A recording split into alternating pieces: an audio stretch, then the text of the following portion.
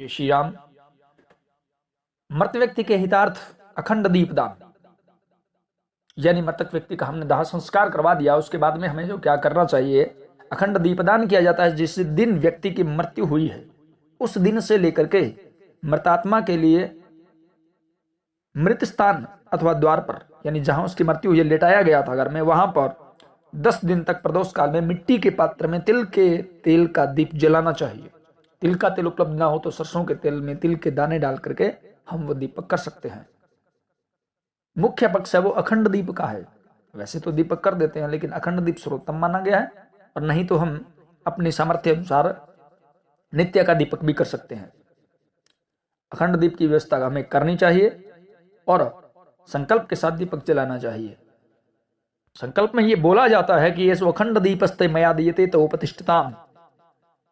अब ये गोत्रस्य उसका गोत्र बोले, प्रेतस्य उसका नाम बोले, यम मार्ग संतरणोपकारक घोरांधकार निवर्तक एस दीपस्ते मया दीयते तवोपतिष्ठताम।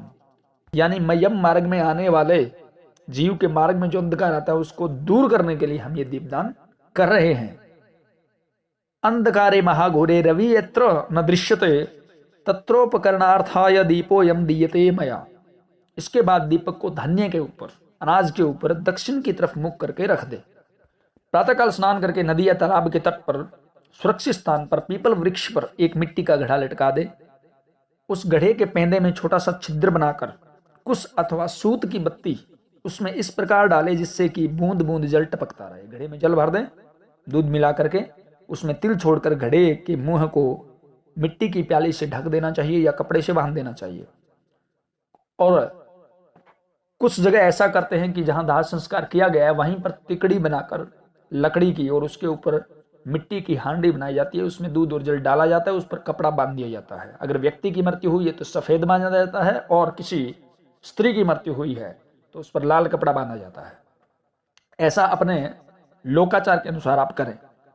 और दीपक के ऊपर भी ऐसी व्यवस्था की जाए, जैसे आप किसी मटकी के छिद्र बनाकर उसके ऊपर रख सकते हैं ताकि दीपक बुझे ना। घर में जो दीपक किया जाता है और दीपक के पास फिर हाथ धो करके आचमन करके और प्रार्थना करें कि जीव के मार्ग के अंधकार को आप दूर करें और उसको रास्ता दिखाएं।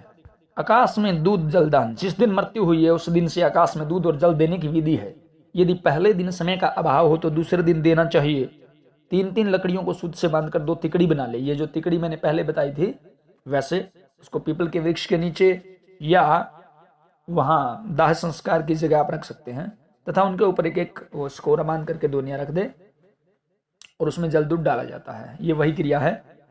सायंकाल का कृत्य, सायंकाल को क्या करना चाहिए, सायंकाल को फिर पीपल वृक्ष के नीचे जाएं, समीप जाएं, पहले दीपदान करें, उसके पश्चात घट में जल भरें। वहां भी घड़ा रखा जाता है और उसमें जल भरा जाता है, और उनसे वही प्रार्थना करनी चाहिए कि जीव की गति हो और उसको ये जो जल हमने दिया वो उसको मिले और उसके रास्ते में अंधकार आदि ना हो।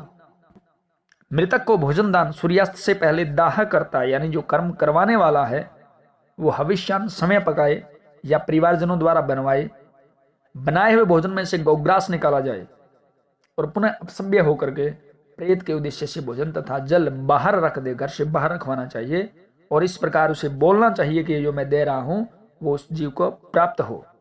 उसके बाद में खुद पत्तल आदि पर स्वयं भोजन करें।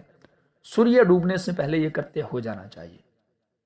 और आगे का कार्य गरुड़ पुराण श्रवण की प्रतिदिन अपनी सुविधा के हिसाब से एक समय निर्धारित समय गरुड़ पुराण की कथा का श्रवण करना चाहिए। गरुड़ पुराण को अवश्य सुनना चाहिए तथा सभी बंधु बांधवों को भी ध्यानपूर्वक सुनना चाहिए।